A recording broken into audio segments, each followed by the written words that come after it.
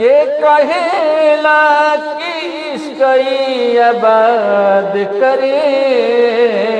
प्यार कैली तो हम जननी बर्बाद करे।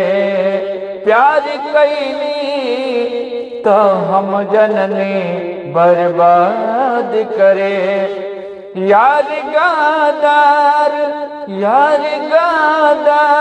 मिल घर अनकार आबाद करे। प्यार कैली तो हम जननी बर्बाद करे। प्यार कैली तो हम जननी बर्बाद करे। प्यार के पहिला अक्षर ही अधूरा होला। केहू केहू के प्यार जिंदगी में पूरा होला। ऊपर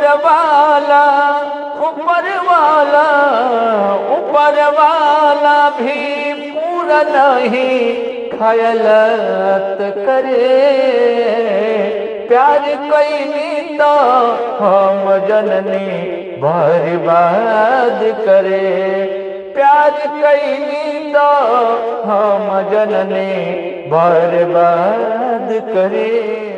हीर रांझा लैला मजनू जस प्रेमी कहा। अब व्यापार होला प्यार में सच्चे में यहाँ। यार पे यार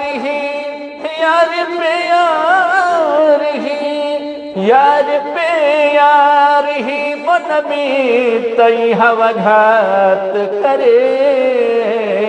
प्यार कैली तो हम जननी बर्बाद करे। प्यार कैली तो हम जननी बर्बाद करे।